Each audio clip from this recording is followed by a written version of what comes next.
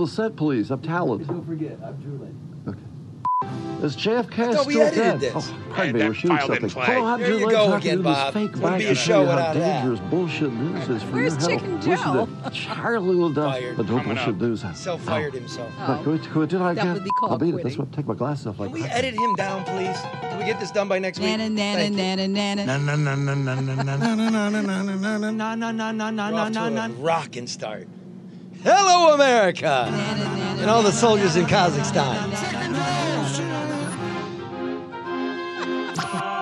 We got a listener in Kazakhstan, you know that, don't you? That was such a fun day. Not for Mannequin Joe. Almost got him run over. Watch right here. I think Bob was a little stewed. Or maybe he's afraid of the car. Which was it, Bob? Yeah, it might have been a little stewed. Bad. We put him in and nailed his head. Joey had a workplace injury. He didn't bitch. No, he Let's did. just did breaking news. No more bullshit. That part, No Keith. more bullshit. No bullshit. Na. No bullshit! No bullshit. All right. Welcome why back you to don't No scare Bullshit News. What's up, peeps? Hey, you wonder why you scare people.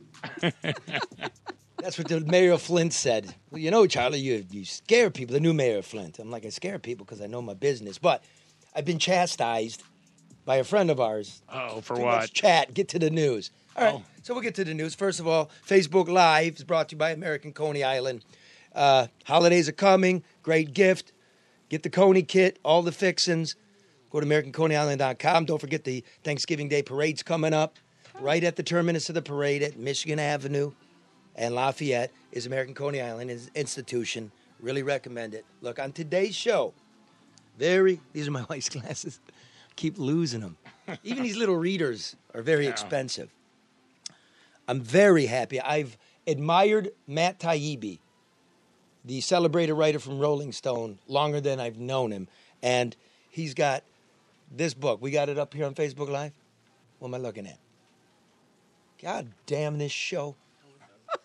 It's up, Charlie. It's up? It's All there, right. Charlie, you just can't see Thank you it. very much. There it is. Okay. Hate Incorporated, which reveals what most people think of as the news is, in fact, a twisted wing of the entertainment business. An insider's guide to the ways mainstream media manipulates us and tells us lies. And believe me, this is an awesome book. Matt is a four-time veteran of the presidential campaigns. He's sitting on the plane. He pissed all the media off when he started writing about them because it's a chubby little club. He reveals exactly how the consent is manufactured, right? And he's also the guy who famously wrote, the first thing you need to know about Goldman Sachs is that it's everywhere. This is at the collapse. Matt's the first guy to really put it together.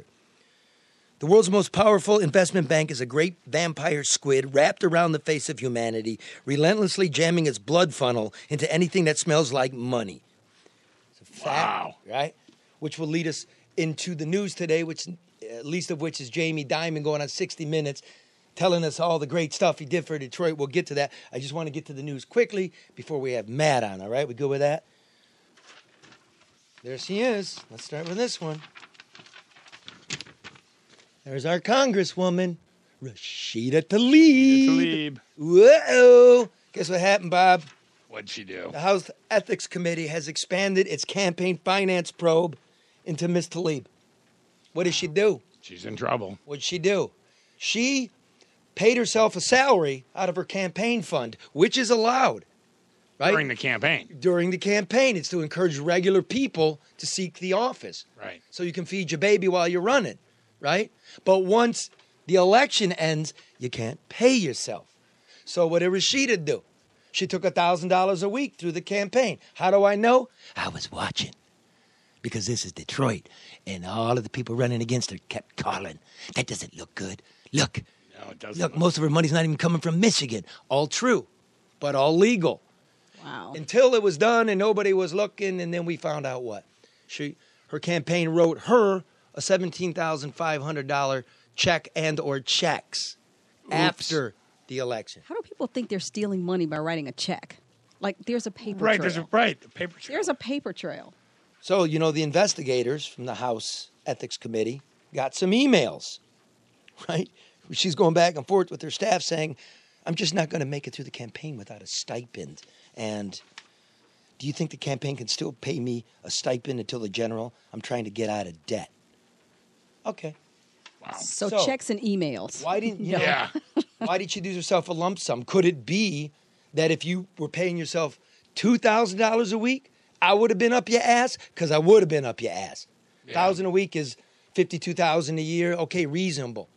What were you doing? Was this a little PR game? This in the wake of what? What? What did we report here that local people are too afraid to do? Always wait. About the house? She was cheating on her house, the taxes in Southwest Detroit, where she took a poverty credit that lowered her taxes by thousands while she was renting it out when the law says you got to live in it. It's got to be your homestead. And only when this shit started coming out about the ethics committee did she even change the homestead tax credit. You owe the school districts, Rashida. Yeah. Now, that's not the first time.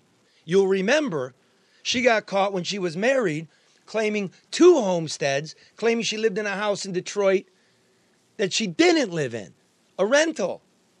Had to pay that back. And that wasn't the first time. In 2010, her daddy called me straight up out of the blue. I didn't know him from anybody. I had to call her to check it was actually him. He said, she did not live in the house. It's my house. She's a liar. Now, let's just make the news and move on to the next one.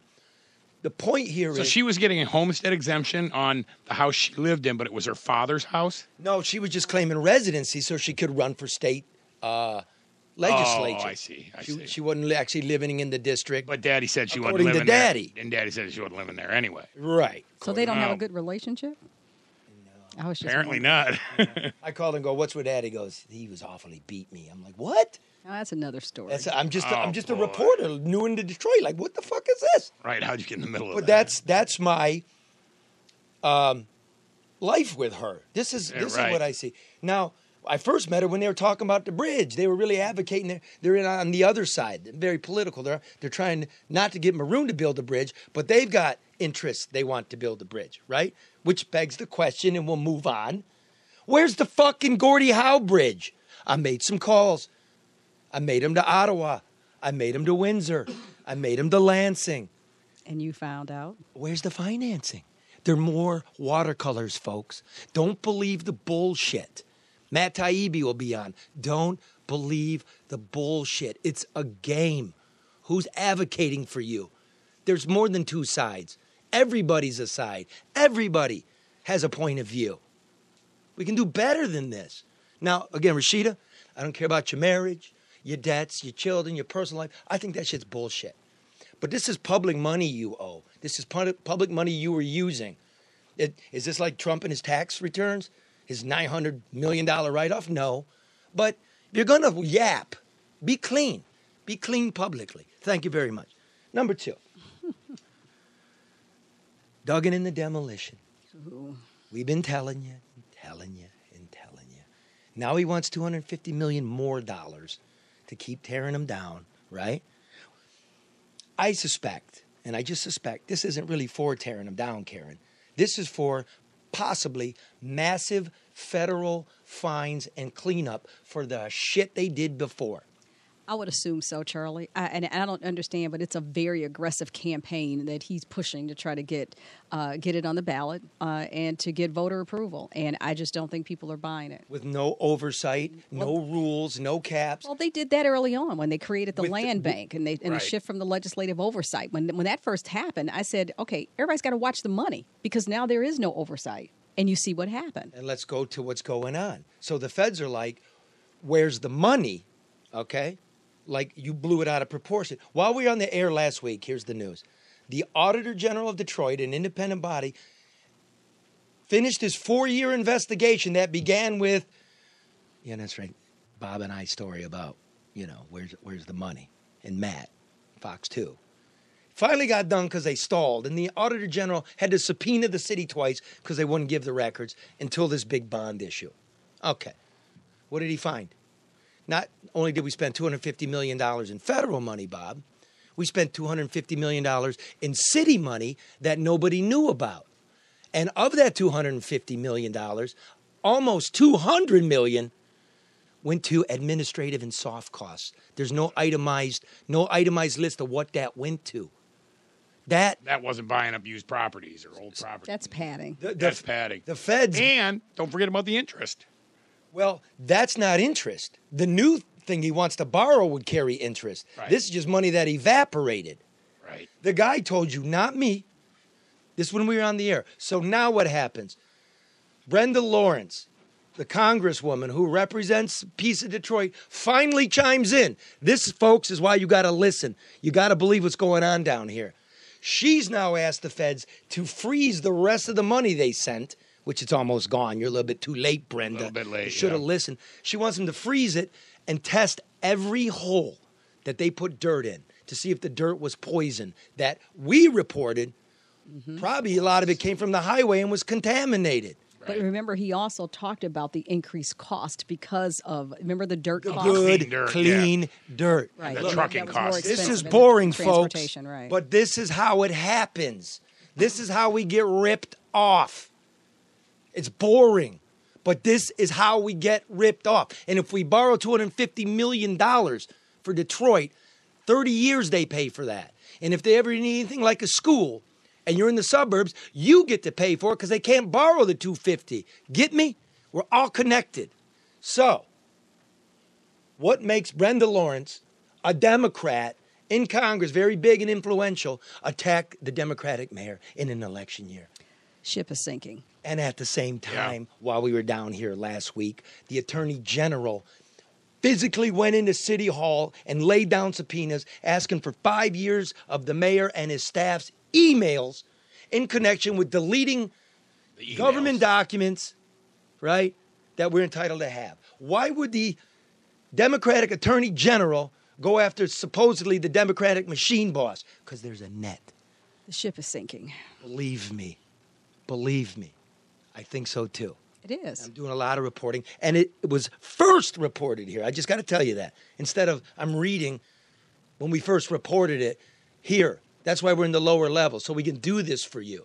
Because, like, hang around for Matt Taibbi, I swear, because here's a guy who's on the cover. Sean Hannity and Rachel Maddow. Hate Inc., how we're being manipulated to take a side. Yeah, we are. I'm only on the side of all of us. Okay, so, real quickly, I talked to Mark Lockridge. You know, we talk. Because he's the numbers police. Here's just the tail end of it, just so you can get a taste of what the guy's thinking. You've been, as the Auditor General, you've issued reports these last couple of years on the demolition. You've been interviewed by federal agents. Yes, the feds have interviewed him. Hot is that investigation? And now knowing what you know, because you've lived this for a few years now, how much trouble do you think they're in? Well, Charlie, I would tell you, I hate to speculate on, the depth of what types of trouble they may be in, but it's clear for everyone to see, that there's a lot going on, and there's been a whole lot going on since the beginning, and so if I'm being a cautious individual, I like to see some of these things play out. I would like to see a more recent sample of, because the administration is saying that they have the things together, and so I just feel like they need to prove themselves out. But we got to wait and see, and I won't speculate, but I will tell you that we've collected over 250 articles on the subject, so if that's any indication. What do you mean, 250 articles? I'm sorry, Charlie, what you said? 250 news articles? Yes, we've collected over probably closely almost up to 300 news articles over these last 4 years on demolition. And of course, And you've been living it, and your conclusion here is, if I could just put it down in the simplest, Go ahead, Charlie. is There's your answer. it doesn't look good. Yeah, nope, it doesn't look good. It doesn't look good. The indications are not good. Everything that we've gone through, Again, I can't, as the auditor general, I can't provide the assurance, and that's what I'm in the business of doing, right? Is business assurance, trying to provide assurance, and my report doesn't do that, and I couldn't do that. End it there, man. Your numbers don't look good. Your numbers don't look good. They did not look. They don't look good. So during all of this, there were threats to slash his budget from the executive suite. Get it? Because he is funded through the city of Detroit. Right. It's a nasty game, local politics. Ugh. And you know what? If you want to do demo right, you call ADR. Experienced, overseeing more than $250 million in private and public construction projects since 2001, including demolition. Correct, Karen? Exactly. Former muckety-muck in the Bing administration, Karen? Muckety-muck? ADR, competent. Reduce your costs, increase your bottom line. ADR, save clients millions. ADR consultants are experts in procurement, government compliance, and demolition, Mike. ADR, honest, ethical, smart. So then why did they get charged with something That's a good question. when they were working for the state and the city? And now You know why, Charlie? Come on. he got paid back and he's no-brainer. getting all of Yeah. his money. And they're now saying what a great job he did. Barry Ellentuck, 248-318-9424 for a consultation. If you want it honest, if you want it clean, and if you really want to save money. Providing construction management and IT consulting services for your company, municipality, or law enforcement agency. Get the job done right, on time, on budget. ADR Consultants, 248-318-9424. Next piece of news. Jamie Dimon, the CEO of J.P. Morgan Chase, Big muckety muck. got a nice, big, fat blowjob on 60 Minutes this past Sunday, right? For all the swell work he's doing in Detroit. He's come with a couple of $1 million. He's giving loans. He's teaching people to use social media, using his hot tracker to see where people drive and walk, right? He and Mike are really doing great stuff. Wow, what a great guy. J.P. Morgan Chase, Wall Street, one of the world's largest banks, just loving us. You know, Charlie, my takeaway from that, and I know there's some more content that you want to talk about, but they interviewed Mike Duggan.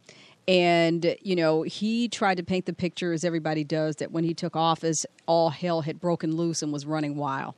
That's not true. And he specifically named 4 things. He says, when I took office, he said the lights weren't on. The buses weren't running. People had to wait an hour for an ambulance, and our police cars were raggedy, and people were leaving the city. That's all true. Well, let me tell you some of it, but this is the reality of it.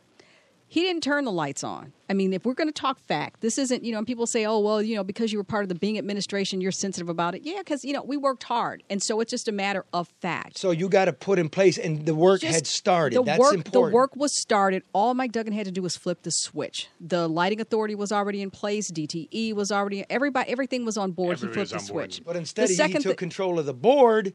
And now we have to replace some of those lights because they're defective. They are defective, but that's fine. But I'm saying don't take credit for something that you didn't. That's what mayors do. Well, next, but what's anyway, the the second one? thing are the buses. We went to D.C. and from the Obama administration got a $70 million Tiger grant that purchased the new buses. So that was already in the process. Maybe he took delivery when Joe Biden showed up and they shook hands and the new buses came. That took credit, and that was already there. Right. The emergency vehicles. Dave Bing called Roger Penske, Dan Gilbert, and some other business people in the city and said, hey, our emergency vehicles need replacing. They put the money in the pot, bought the new vehicles, rolled them out on Hart Plaza downtown. I'll never forget when that happened because Mayor Bing's wife came up and said, I appreciate you calling me a handsome woman.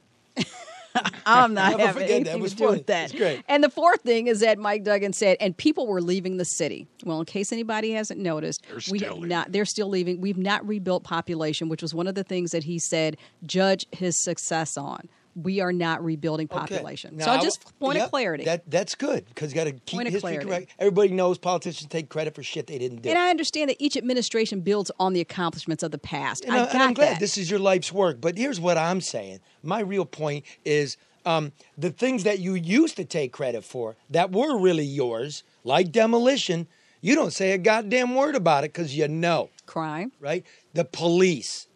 Crime's down. Nobody's saying that now. Nobody believes it. You haven't made a dent in the way people are living. And I know people listening say, downtown's cool, right? There's restaurants to go to. Yes, indeed. Thank you, Mr. Gilbert.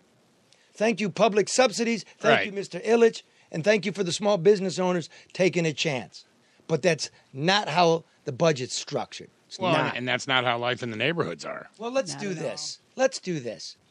Let's play a clip from 60 Minutes where Leslie Stahl actually asks Jamie Dimon, CEO of J.P. Morgan Chase, about his role in the collapse of Detroit. Detroit was in a lot of trouble before the financial crisis, but the financial crisis just did them in 100%. That was crushing. Do you feel in any way that you're atoning for the sins of Wall Street when you go and put your effort into Detroit? No, Is that in your head? I wouldn't use the word atone. I all think we owe back to society. But Detroit specifically? The financial crisis just decimated the city. Yes. And I think that we all have to re-earn our trust a little bit because of what happened. It's okay to say, yeah, we should do better than we did last time. And I think that's true for everybody who was involved in the crisis. The bank has also brought in additional... Well, what's left out of that, Bob? Not much. Yes, something pretty major that wasn't addressed. On November 2013, J.P. Morgan Chase entered into a $13 billion fraud settlement, the largest in United States history, 3 times larger than the Exxon Valdez settlement. Wow. Okay? Wow. And what was it? What was it? What were they settling? The bogus mortgages and the packages, right, that destroyed your wealth, Detroit, Michigan, America. World, Subprime. right? The economies in the cities. So, what did that settlement entail? I'll quote you directly from Reuters on that day.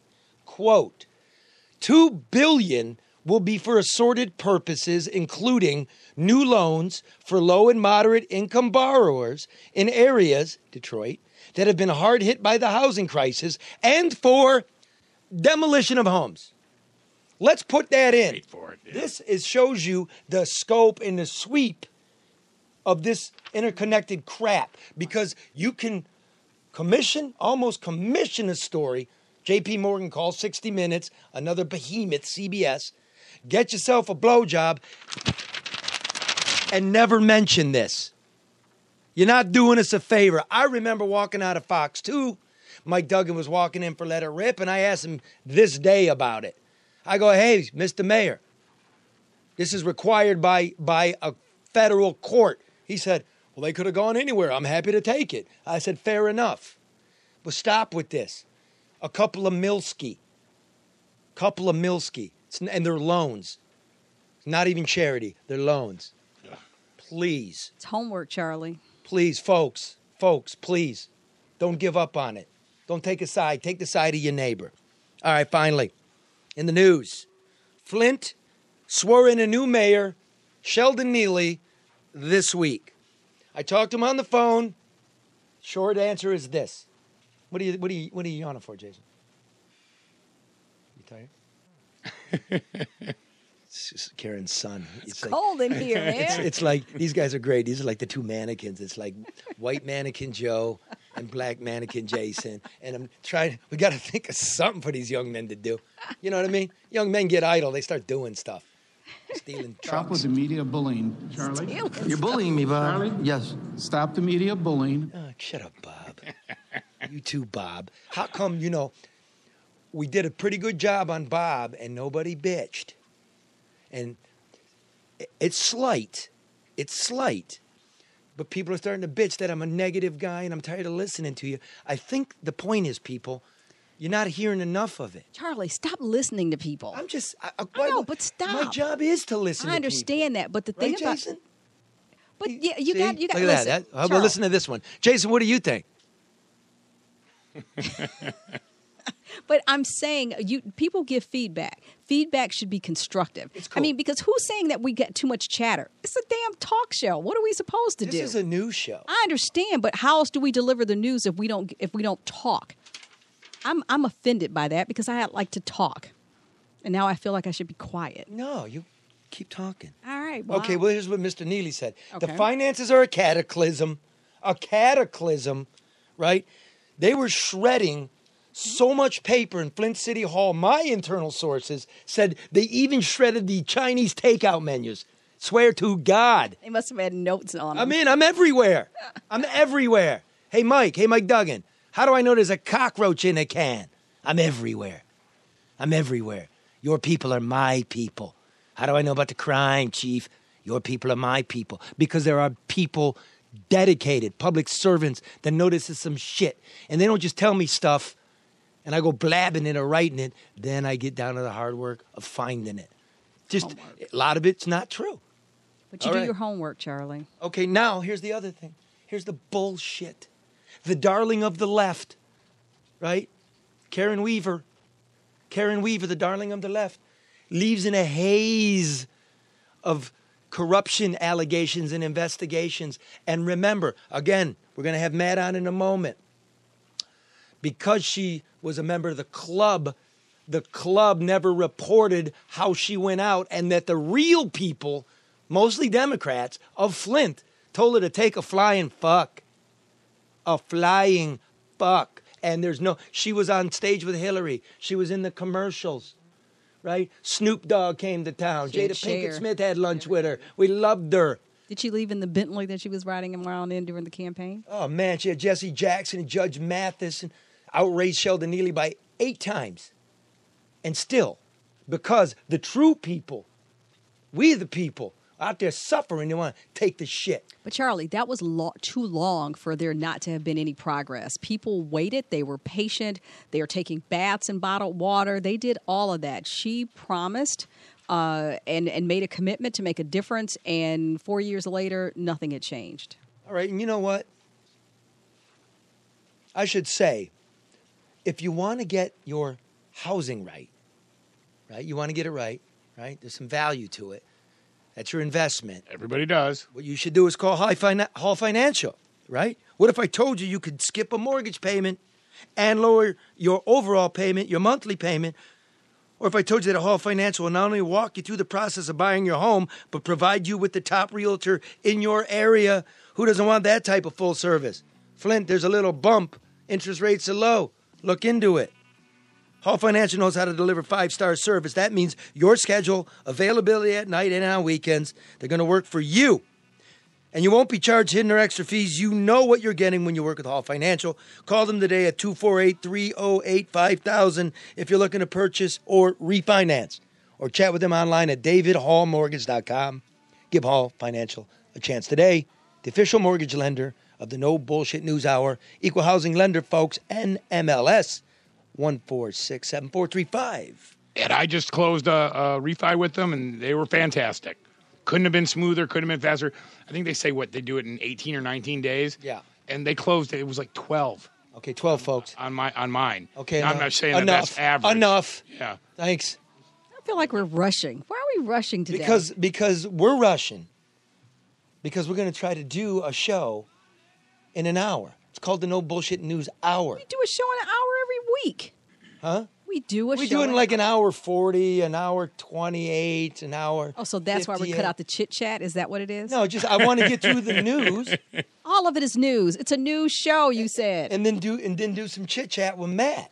Okay, well then get Matt on the phone. I'm ready to chat. That's what I'm trying to do. See. Damn, it's like my basement wife. Lower level. Are we going out after this? Yeah, we are. Right, we're going out, right, Bob? We can talk about the future. Sure. With Joey and Jason? Yeah, here. Joey's like, I'm not hanging out with you, Jason. Hey, Mannequin Twins. So what's your idea for expanding the show out? Thanks, guys. They're thinking. Is it too rushed? I was just trying to get the news. I know, but I feel like we're rushing. Like, okay, so I got it. I got the time thing. Okay, good. But it's like, geez, I feel like we missed stuff. Because I had to do this. Okay, so now what? The mayor of Flint called me up this morning. Okay. Just wanted to get on the record. No Bullshit News Hour. He appreciates that we're also keeping track of his community. Good. Okay, so I had to record this on speakerphone into my iPad because that's what we do here, Jason. You don't have the technology you possess. Huh? That is technology. My man. That is technology. Think about that. That I'm gonna. You know what I'm gonna do? The I'm gonna sound write bite. that on the whiteboard here right? For everybody in the class to see. That is technology. Thank you. Amen. You get full credit for that, Mr. Spicoli. All right, so here's Mayor of Flint, Sheldon Neely, just an hour or so ago. Sheldon Neely, Mr. Mayor of Flint, congratulations, sir, I think. Well, thank you so much. Thank you so much. Let's get right to it. Look, not only is Flint on the verge of insolvency, there's maybe 4 or 5 years left in the pension fund, but the schools might go insolvent by March. There's just been an announcement of emergency closures of a third of the schools over Christmas. Can't afford to write a $75,000 check to a snow removal contractor.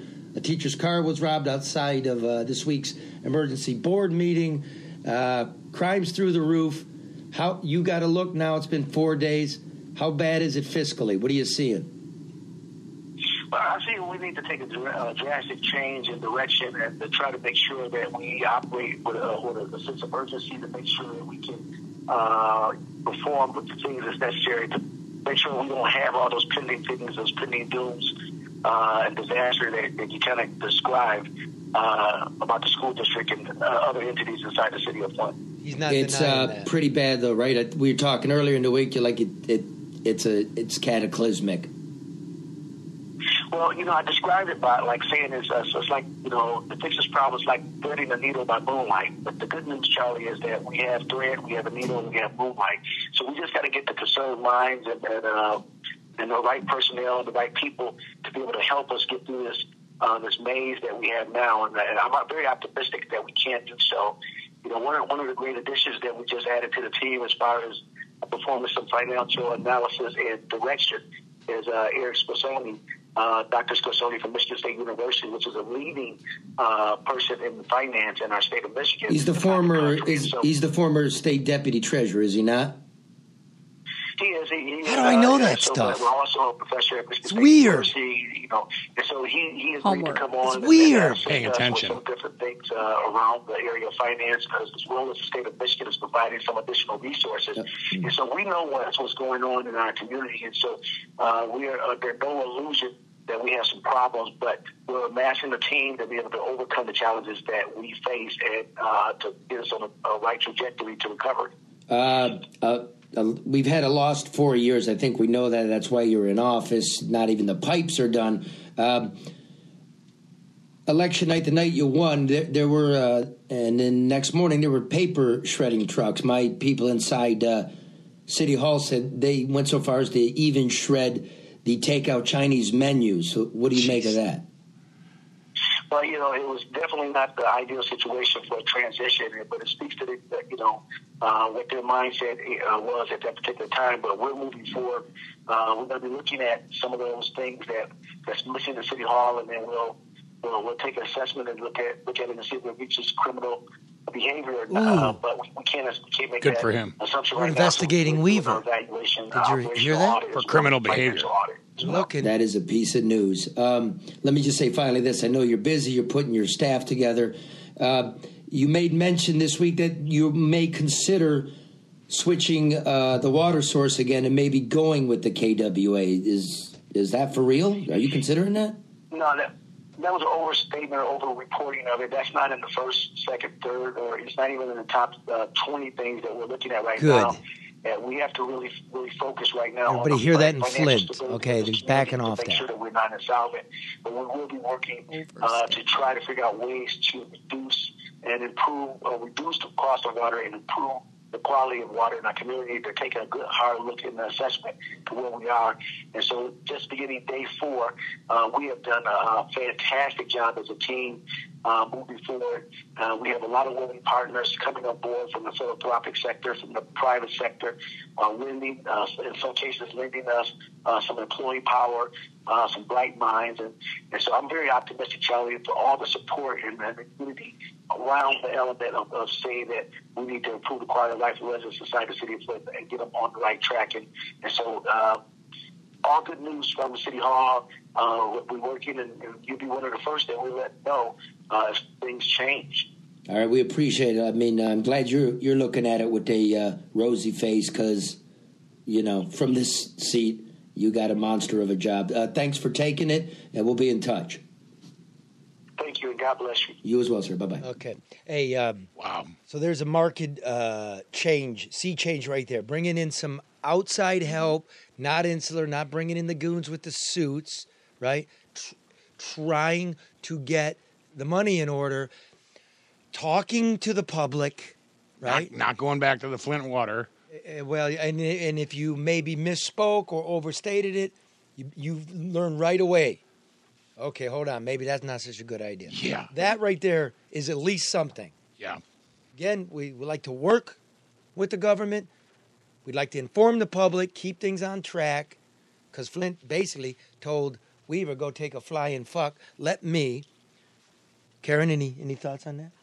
No, I just, like you said, he's bringing in, he's going to involve Michigan State University, just, external. When you start recycling the same people, the same voices, you're going to get the same outcome. So, no, I agree with you. It's a good first start.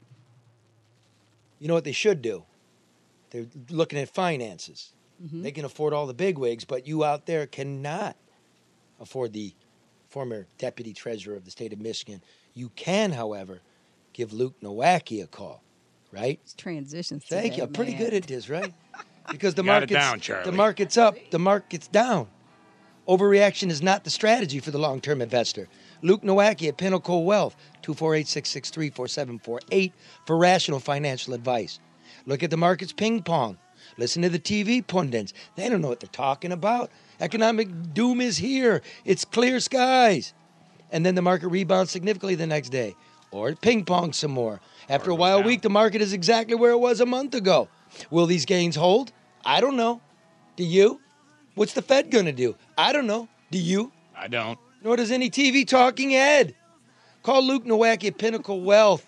Position you and your investments, retirement and college saving plans for the long term, the way that you view life and what's comfortable for you. Right. Grow your wealth. 248-663-4748. Securities and investment advisory services offered through Royal Science Associates, Inc., member FINRA ISIPC. Royal Science Associates, Inc. is separately owned in other entities and or marketing names. Products or services referenced here are independent of Royal Alliance Associates, Inc. Ain't that the fact? Nice job. Thank you. Now, look, this is... You on the phone, Matt? Yes, I am. How are you, brother? How's it going, Charlie? Really good. Let me just say this, man. I've admired you much longer than I've known you. I've always we've done similar things in life. You wrote about very famously, Goldman Sachs. You write about politics. You write from the level of power, and I write from the level of the street. So I'll write about Detroit. You write this this book made me laugh. It made me think. Hate Inc. Right? I wrote one called Shit Show. It's more like from the streets, right? It's about the wrestling crowd you're talking about. But let me start. Well, you won a Pulitzer Prize, and I didn't do that, so I think. But you wrote more bestsellers than me, man. Let me say this. Okay, it's called Hate Inc. It's self-published. Why don't you real quick introduce it for us? Yeah, I mean it's out. It's a book now. It's out by OR Books. And it's very nicely bound and ever printed. It's not cheap. Yeah. No, they did a good job. I mean, originally I had a little deal with a company called Substack, and contractually I wasn't really allowed to blog because I work with Rolling Stone. So the only thing I could really do was books. So I serially wrote a book, actually a couple of books. Through this site, Substack.com. And this was the project that I worked on a lot last year, which was kind of intended originally to be like a rethink of manufacturing consent, which I'm sure you probably read at some point. Yeah, most Noam reporters Chomsky, have. yeah. Yep. And it sort of ended up being a book about how the reporting business has changed and kind of gone, for the worse in the last 20 or 30 years or so, and I imagine we probably have pretty similar feelings about a lot of these things. Try me. First of all, let me say this. On the cover is in red, Sean Hannity, right? And on the right, in blue, is Rachel Maddow. What do you mean hate? People don't think of, maybe they do, Rachel Maddow is a hater. Maybe a lot of people don't think Sean Hannity is. Go ahead, Bob. You can. I was just going to say for that. They're opposite sides of the same coin. You know, one's on the right, Well, one's right. on the left. Yeah, and I think what people don't understand is a lot of people don't think about this because they think of the news as a public service, but, you know, it's a consumer product. And what MSNBC is doing is commercially the same idea. It's the same strategy as what Fox is doing. Fox's innovation in the early 90s was really this idea that they're not going to get the whole audience, you know, the way that Walter Cronkite was trying to do. So let's shoot for just one demographic and just try to dominate it.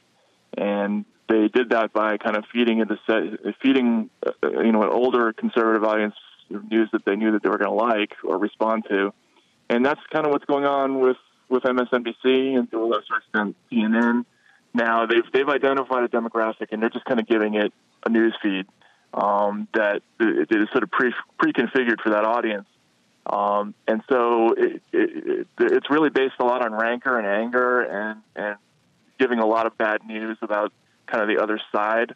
But it's not news reporting the way, you know, you and I were traditionally kind of raised to do it. So it's different. Yeah, but that's kind of like how you made a career, right? Kind of like take out the knife and put it in the liver. Yeah. Yeah, I mean, the thing is, I was definitely raised as a traditional kind of third-person news reporter, and I grew up in a family, where my father was a television reporter who was, a traditional sort of just the facts, ma'am, news reporter, not an editorialist in any way, shape, or form. So I kind of grew up in that tradition, and I did end up being, very much in sort of an editorial writer, or at least a reporter who had a lot of point of view in my pieces. But I think that the difference is that these days, people who are coming up in the press, they're not really as educated in the traditional just reporting approach, the way most people who came up in the media business once upon a time were. They're kind of starting off as kind of hot takers, and that's new. Dude, they're pussies. So are the platforms driving the personalities, or are the personalities driving the platform in terms of the subject or the lack of objectivity in delivery? And what does this do for the American people in terms of knowing what's going on? I think the platforms are driving it, frankly, because what they're doing now is, if you work at a company like MSNBC, it's not like anybody comes down and tells you you have to stay away from X, Y, and Z topic, or maybe they do. They did it to me many times. Did they? Okay. Yeah. But for the most part, I think what happens with most people in the business is that you just kind of know what they want and what they don't want. And, if your audience is the, the quote unquote liberal audience or the blue state audience, you just know what stories they want nowadays. And it's particularly easy in the Trump era. And you know that the only way you're going to get eyeballs these days is by kind of continually upping the ante and having, ever more aggressive takes. It's sort of similar to ESPN, right? Like who's the top dog on those channels? It's it's people like Stephen A. Smith. Where it's great with sports, but I don't think it's so healthy with the politics. News. Yeah, because sports is fantasy and escapism. We're exactly, it's supposed to be. Yeah. Well, and it's corrosive too because it pits us versus them. That mentality. Like if you same thing, then Bob. Politics is now. I mean, it's the same thing. Yeah. Well, I think that's what he's saying. What Matt's saying is they've really turned it into two schools of thought. Like there's no room for the socialists or the anarchists or the libertarians, right? Or the Green Party. It's Republican, Democrat, two sides. That's it. Right. My way or the highway.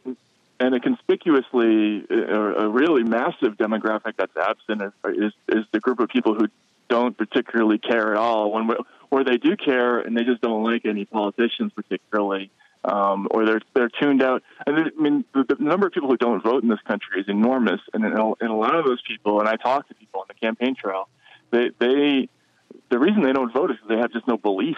You know, a lot of them, they don't think their vote counts. They don't think that the people, if they vote one way or the other, that's going to matter. And those people are not really represented in the news at all. That entire lack of belief in the system, it's not represented, even though it's very, very prevalent in the actual country. It's not. You don't see it in the news landscape. You don't. And you know what? If you actually add it all up, those that are on the side of the right and those that are on the side of the left are about the size of everybody that doesn't participate. Oh, yeah. I mean, you're right. I mean, I think the total amount of people, you know, who are actually the organic audience of something like MSNBC or Fox, you know, it's, 25, 30% at most, you know, of the viewing public. I mean, that would be their target demographic. And the number of people who are kind of don't feel like they're represented one way or the other on television, that's got to be close to half the country or more, I would think. And, you know, that's a huge story. So does this help or hurt the democratic process overall? We talked about political apathy. People aren't voting, and everybody's either clearly on one side or the other. What does this do for the overall democratic process or democracy in the country? I think it's very unhealthy the way the news landscape is constructed now, because it's just to take an example, the show Crossfire, which popped up in the 80s and kind of became a template for how we talk about politics in this country. Like, one of the core premises of that program is that the two people on screen can never come to an accommodation. They never compromise. They never agree about anything. They never work their way to a solution. And we've had a whole generation now of audiences who have been trained in this idea that that's what politics is. It's permanent combat. We don't agree with each other. We don't try to agree with each other. It's not a goal that people have to sort of reach out to the other side and kind of figure out who they are and find a middle ground. And so politics it's become sports. It's become our team wins or our team loses. And I think that's extremely unhealthy, because it's eliminated this instinct for compromise and a mutual education and all sorts of other things. I mean, I'm not sure if you agree, but not only that, Matt, it's like this. It's simplified, right? Let's take the football analogy. Matt Stafford sucks. Man, he throws interceptions. Nobody understands the offensive line play. They don't understand that the left tackle was supposed to pick up, slide out and pick up the blitzing cornerback, and then you get what I'm saying? So yeah, absolutely. What I wrote in my book, Shit Show, available at Amazon.com, a great stocking stuffer, right? What I wrote was, we tend, because of this shit, to miss the really big things that damage us that we don't pay attention to. I'll go back and say NAFTA, WTO. This time around, I'll say, there was banking deregulation, the huge tax cuts that put all the money into the pockets of the wealthy, and now we're spending at a deficit of $1 trillion a year. That's the big thing, and nobody fucking talks about it. Well, yeah, no, you're absolutely right. I mean, I have this problem. I did a story last year about the failed Pentagon audit. Oh, wait, man, dude, you did that? Yeah. Bob and I did that. We went to Washington. The United States Pentagon has never submitted nor passed an audit. Yeah. Ever. Is that correct? It goes back to 1991. They just basically came back. You know, there was a private audit. They spent like $1 billion hiring a bunch of companies, and they came back and said the Pentagon's inauditable. And the amazing thing about this is the single largest expenditure by far that we have in the government. And if you add in all the other... Let's say this again, because, it's noise, so let's slow down.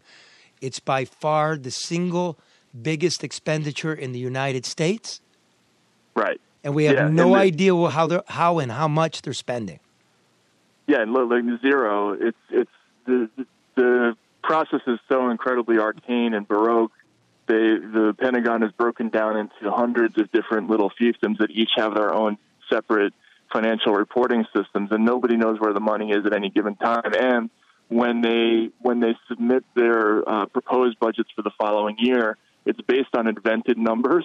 In other words, because the Pentagon doesn't know exactly how much it spent last year, when it asks for money from Congress for the next year, it basically says we need $50 million for X, because it doesn't know, it's guessing. In other words, because it doesn't know exactly what the numbers are. So we've been basically giving out budgets based on guesses for forever, and we've had a continually rising. And the point of all this is that this is a huge story that matters to everybody, but we don't do this story very much in modern media because you can't blame it on one side or the other. It's kind of common to both sides. They've all participated in it, and that's not the kind of story the modern news landscape likes. They like the simple hot takes, like you say.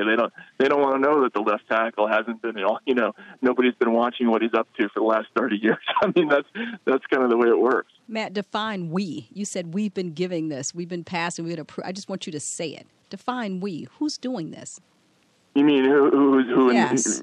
I want people to hear. I mean, because if this is happening and it's happening on both sides, everybody's guilty.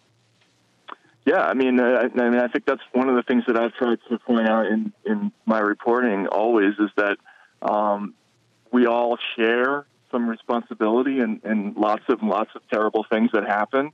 And just to take an example of the Pentagon audit, we voted in, like we the people voted in a lot of the politicians who have been complicit in not only continually raising the defense budget and engaging in chicanery, like for an example, the Pentagon sort of quietly raised its budget by adding a second line item called war funding, which has added like $150 billion in annual spending to the defense budget. And that's like a separate thing that a lot of members of Congress on both sides of the aisle quietly approved, and they did that to get out of mandatory caps on defense spending.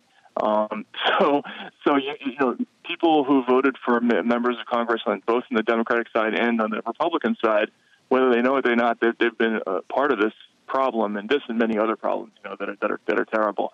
But we tend not to tell audiences that they had a hand in things or that the politicians they like did something bad, and that's I think that's a consistent problem.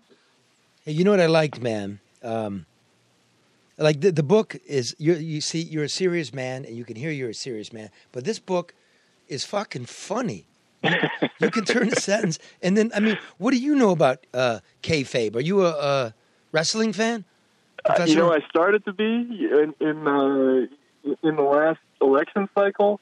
Because I don't know how you watch Donald Trump and you don't figure out right away that there's a WWE angle there, right? And I wrote about this in the book that all of my colleagues in the campaign trail, they were buying books like Mein Kampf and The Paranoid Style in American Politics, and right away I was like ordering all these books about wrestling because Trump was a WWE character, and he was manipulating the press in like really interesting ways. So, I found this book, Controversy Creates Cash by Eric Bischoff, and I started to get into it. And also, I think you have to learn to kind of get into wrestling in order to understand, some of the mindset of people who, right? And so that was something that I was trying to do with the book. It's funny because Trump actually appeared in a WrestleMania. Yeah, he did. Yeah. And he fought McMahon. It was good.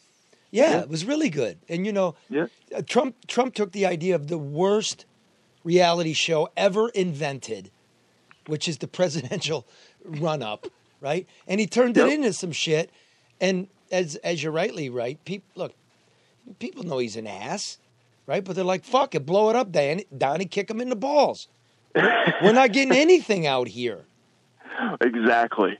And that's exactly the mentality of people. Louis C.K. captured it a little bit in his show. Like, a lot of people were just like, you know what? I've been listening to these politicians say shit to me for, 20 years, 30 years, and they always lie. Nothing ever changes. So let's just blow it all up, And they enjoyed the spectacle of Donald Trump kind of, making everybody miserable and watching people like Marco Rubio and Jeb Bush and then later Hillary Clinton. They were just so appalled by the spectacle of Donald Trump's appearance on the campaign trail, the sacred campaign trail. And that was a real source of pleasure for people. I mean, you didn't have to go far to find people who would talk about this. Oh, you loved it too. Trail. You loved it too. Yeah, and I tell you about the media all loved it.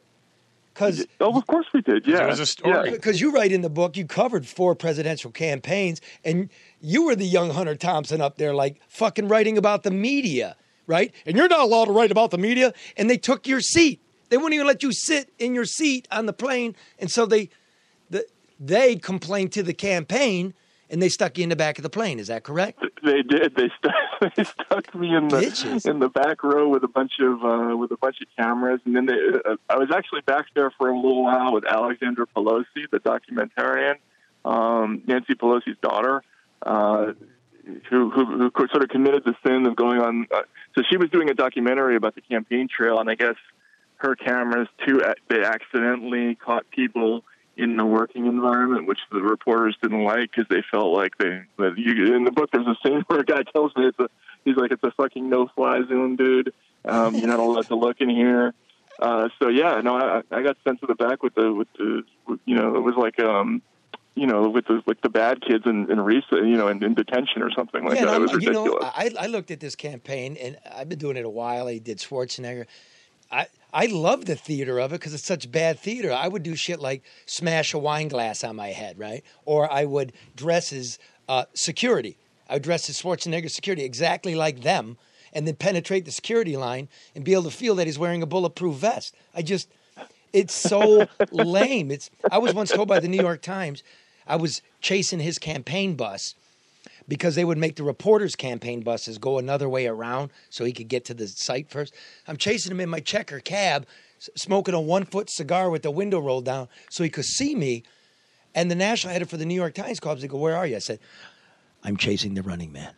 And she goes, "You're not on the bus?" I said, "No, I'm chasing the running man. He's right outside my window." She says, "I want you in that bubble. I want you in the bubble."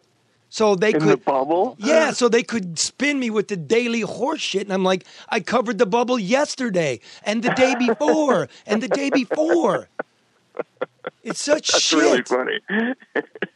Yeah, but they have like a limitless appetite for it. And that's the part that I don't get, right? Like, how are they not bored by all that stuff? I mean, right? How big of a douche is Jim Acosta? Well, what's funny about that is that, again, there's a whole generation of people who are growing up now who think that's what adversarial journalism is, like standing up and shoving your finger in somebody's face in a press conference. Like, no, actually, like what Seymour Hersh does is adversarial. Like, if you get information that's really, really damaging to people and you don't care if it's going to hurt your career or if it's going to make your editors upset, like that's courageous reporting.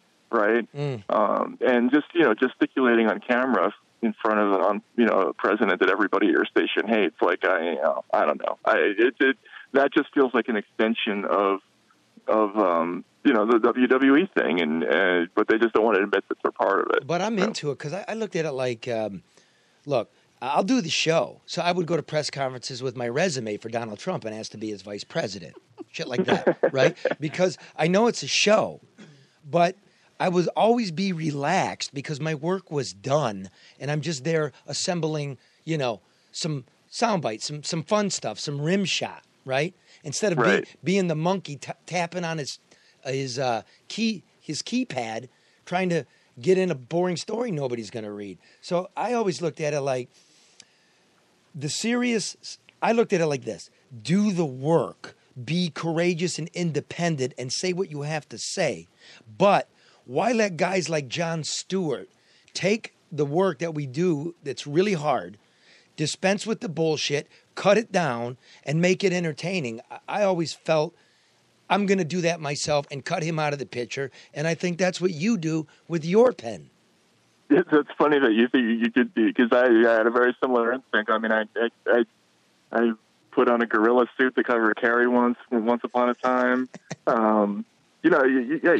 You're absolutely right. Why cede all that territory to Jon Stewart or somebody like that? I mean, you're there. You might as well give people the kind of the straight sort of unvarnished thing and make it funny. And there's no reason not to do that. But what does it say about the American people for us to just? I mean, are we awesome? Not that in that regard, Charlie. But the point is that we take what we're given. I mean, who's really asking, peeling away if you or someone like Matt doesn't bring the story that has the substance and the content and the context, then we're left to walk away with the entertainment value, and we're making decisions based on a limited amount of information. I'll answer this one, Matt. Sure. Yeah. People are just simply walking away. Right. That's right. You know, look at cable. Cable doesn't get any ratings. At the highest point, like Maddow or Hannity are tied now, they'll draw 3 million. David Muir on ABC News, he draws 10 million. Cronkite used to draw what, 30 million? So where are they going? They just go into their own little silos. Twitter? Yeah, they're going to podcasts and independent shows. I mean, there's a reason why, shows like the Joe Rogan Show or Jimmy Dore or whatever. I mean, basically, I think the big networks, CNN, MSNBC, and to a lesser extent Fox, they just haven't reckoned with the fact that that they just don't matter anymore. They matter to each other, and they matter to other journalists like who work at the New York Times or the Washington Post. But the content in those places doesn't have the oomph that it used to, and people don't believe in reporting in the same way that they used to trust the big three networks, even though they weren't necessarily always right to do that in the past. But I don't know if you feel this way, Charlie. I just don't think that people have that kind of respect for the news agencies. I think no, not the agency, but they have respect for, like you said, it's atomized for individuals, right? Right. I think I have respect. You have respect, and people will seek it out because I look at it like if you respect them and you give them what they need, they're going to follow. I'll give you this example. I'll appear on Fox, okay? And when I'm done saying my shit, my reporting about people, just people and what we feel, I'll pick up a couple thousand followers. Then I'll go on NPR Boston, super liberal, and I'll pick up a couple thousand followers. And me and the host of either show are going to have a glass of wine. So if you just get rid of this blue and red and you talk sensibly to people, you'll find out that they are sensible, right? And they figured out the game and they're leaving. Yeah, I think that's right. I think that's that there's a slow kind of departure from all these traditional outlets. People are kind of looking around for something else. And that's right. They trust individuals, but they don't necessarily trust the institutions the way they used to, which is interesting. Yeah. I'm going to quote from your book here because that's supposedly what you're supposed to do with these things. The Russiagate era has so degraded journalism that even once reputable outlets are now only about as right as politicians, which is to say barely ever, and then only by accident. What do you mean? I mean, I think the Russiagate story, that was kind of a crossroads for me personally. I'm not a fan of Donald Trump, but, and I lived in Russia for 11 years. So when this... Вы говорите по-русски, друг? Конечно, я понимаю. Хорошо. Не понимаю ничего. Ничего не понимаешь, а? So, yeah. Hey, man, я люблю тебя, homie. Where do you know you're Russian from? Been around, man. Around. Okay. All right. Excellent. When the Russia thing happened, my first reaction was, this guy's not. He's a casino owner. He's not James Bond. I mean, the story didn't make any sense to me. And then, the more I looked into it, I thought, well, parts of this just don't add up. And where's the evidence for it? Like, let's wait a little while before we pronounce this or that. Where's the beef? And they all just sort of jumped with both feet into this thing and pushed this narrative that the walls are closing in. He was he was an agent. He was going to be found out at any moment. Bombshells, and I think what happens with that is that they made a political decision that they were going to endorse a story because they liked the way it worked politically, rather than behave the way the news people used to, which would be, kind of wait and see, and let's just go with what we know, and let's not decide what the meaning of this thing is until we know for sure. And that's I feel like they jumped the gun a lot, and we're going to lose a lot of respect because of stuff like So that. now, the left, the Maddow becomes the Hannity. Right, yeah, exactly. Like, where's the qualitative difference once you jump on board with something like the Russiagate thing, which is very conspiratorial, and it was not a traditional like fact finding mission. It was really very inquisitive, and it was kind of very similar to what Fox did with a lot of stories in the past. So yeah, I think that's where the similarity is. Is that why we have this impeachment? Is like the impeachment part 2? We didn't get you on Russia, so let's run the Ukraine bit. I feel like it has something to do with it, and you also can't separate out the fact that the impeachment and Russiagate that they were both sort of ideal news stories. They were like the Lewinsky story. They were a real boon to the cable networks because you could market it as you have to watch this all the time because any minute, it might end a presidency, and so it's an emergency. And television news loves emergencies because it has like a visual element, it has a temporal element that's important. You can sell it kind of like like a presidential election, something that it's the changing of power. And I can't separate that out. I can't separate out the fact that the networks love the idea of the story as much as they love the content of it, which is kind of bothersome. You know what? Just this little statement, and then one more question for you. I'll let you go. Okay. Do you, a very important anniversary passed in the terms of this politics meets TV news meets makeup. It happened last week. We're now in the 6th decade since it happened. The very first televised presidential election between Kennedy and Nixon. Did you know that? Oh yeah, And yep. And radio listeners thought Nixon won, and television listeners thought Kennedy won. And why did? And do you know the makeup story? Absolutely, yeah.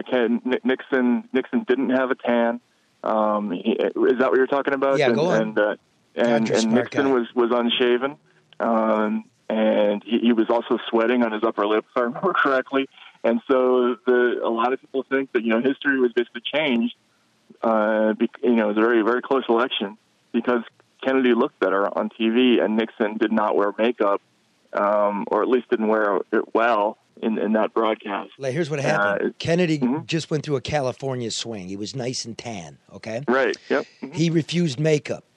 Nixon smelled a trick. Tricky Dick smelled a trick. He's like, he going to girlerize me. I'm not wearing any makeup. That's really funny. But he had an infection, and he was notorious. He told Walter Cronkite, basically, I'm paraphrasing, I shave, and my 5 o'clock shadow returns by 5:45. So they convinced him, you look like hell. Try a little bit of this cheap applique on your chin. He put it on, the Klieg lights came on. He started sweating like a wedge of camembert. His eyes were shifty, and he lost by a whisker. The moral of the story, brother, is when given a choice, people trust men who don't wear makeup. That's a good lesson. I'll keep that in mind for sure. And you know what? There's one more thing about that. Having been in TV news for 6 years, I had the anchorman's makeup tested. I did. I took it to the lab because if I'm going to put this on, I want to know what's in it. You want to know what the foundational element of boys' makeup is? What? Girls' makeup. I was going to say, how is it different, men and women? It's not. Skin. Okay, I thought you were going to announce something. It's the beauty myth. I mean, women are trying to unchain themselves from that, and guys are giving it up. Don't do it. That's true. Right? Tell them that because everybody smells the artifice. That's part of it too. It just looks fake. Yeah, I know. My dad was a TV reporter, so come home at the end of the day, and he would take his makeup off, and I was, he was not the kind of person you wanted to watch taking off makeup. Let's put it that way. So that's all in the book. I have a strong, yeah. Well, but when he was on TV, though, it was a different time with lighting, and you almost needed to wear the makeup. Oh yeah, because the lighting was a lot stronger and more intense. Now the cameras are way more sensitive. You don't have that issue. So Bob's a videographer. Bob, so you don't need makeup now, do you? No. No, and you don't. and yet they wear it so thickly you can actually see it on high def. The ring, Some people do, yeah. insane. And then they some- stop some it at their stations neck. are more- Right, they don't Stop blend here. it. Like You got to people- blend that If you're shit. going to wear makeup, you need to know how to wear it. It Right. doesn't need to look pasty or dry, and it doesn't stop at your chin. Right. You know, your ears and your neck are a completely different color. It doesn't Yeah, work. and CNN is so aggressive with their makeup. It's like, the people who are they look like Japanese dolls when they go on. I don't like that look at all. It's, The porcelain it's not- look. And that's Yeah, addressed in that's this weird. this excellent book again, Hate Inc. by Matt Taibbi. Matt, one last thing. What you didn't touch on because it's not your realm, but local TV. Okay, Oh, uh-huh. the swamp that is that. Let me tell you where this converges. Were you aware? You remember the Flint water crisis, right? Mm-hmm. Yep. Do you remember the mayor there, Karen Weaver? Mm-hmm. She was the Democratic National Convention, Hillary commercials, Snoop Dogg, lunch with Jada Pinkett Smith, right? Yep. I didn't know the last part, but yep. Were you aware she just lost an election? No, I wasn't following that. Is that true? Yeah, and a cloud of corruption investigations. I heard something vaguely about that, but Why yeah. Uh-huh. is that not? She be on Rachel Maddow now. Why wouldn't Rachel Maddow report such a thing? Because she's a Democrat, maybe? Right, because I'm like sure. you said, it's all team sport. Doesn't fit Right. the narrative, does it? Well, Well, go on. Right. Maddow's I- not going I- to do it now because she gave her a pass. well, exactly. I think that, just like, we talk about what happens here locally, once somebody is validated or once you validate somebody, you can't come back and say, oh, I made a mistake. So you just don't talk about it. You just Right. let it go. Right. And that's what we see but- here. Yeah, I mean, again, I think that's kind of the problem, right? Like that's why this whole era of stations picking one side or the other and backing them to the hilt, and the problem with that is that what happens when somebody from one of your teams does something bad, then you're in a position where it just upsets audience expectations when you go on the air and you talk about that, and they're all afraid to do that, which is it doesn't work. You have to have a little bit of distance from the process to report it right, and they're not doing that for sure. I think that's bad. Where do we go for news, man? What do we trust?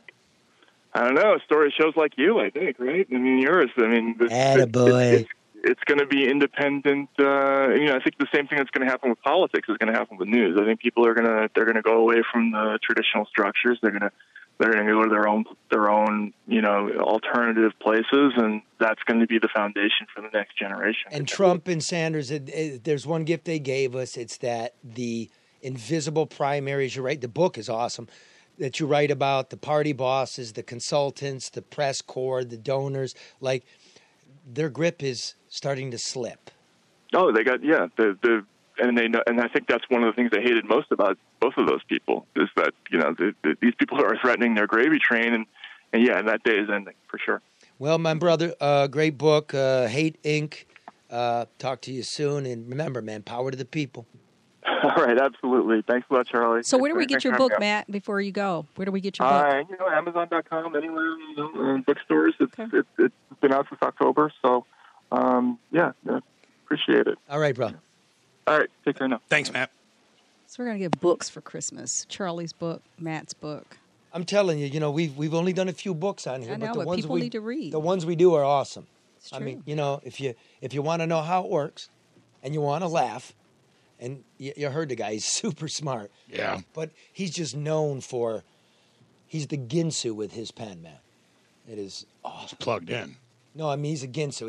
His writing style is just, you'll laugh. Bob, you love to read. I do. Get it. So, look, go out and get the book. Remember, because I told you to. We don't go out. We order from Amazon. All right, you ready, man? Let's go. Remember, if you can't love one another, just try to get along, because I told you to.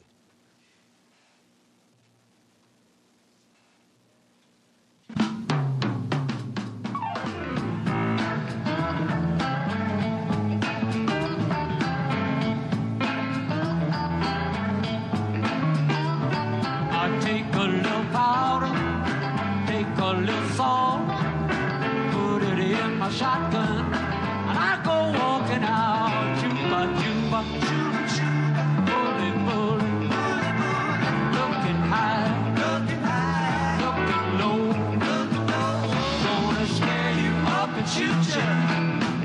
Charlie told me so. I won't even take a life, won't even take a limb. Just unload my shotgun, take a little skin. Juba, juba, juba, juba. Bullet, bullet, bullet, bullet. Looking high, looking high, looking low, looking low. Gonna scare you up and shoot you. Mr. Charlie told me so.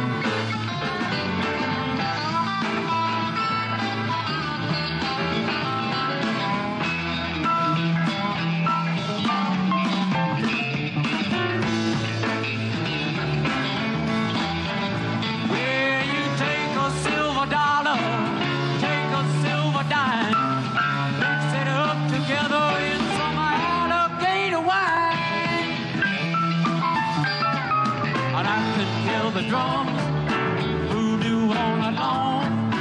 Mr. Charlie telling me I can't do nothing wrong. Juba, juba, juba, bully, bully, bully, bully. Looking high, looking low, looking low. Gonna scare you up and shoot you. Mr. Charlie told me so.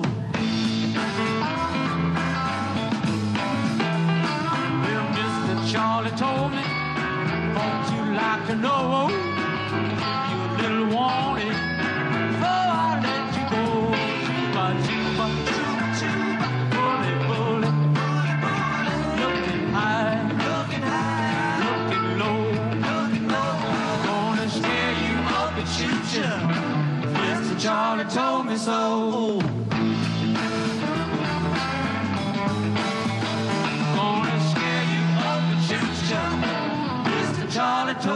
Mr. Charlie told me so.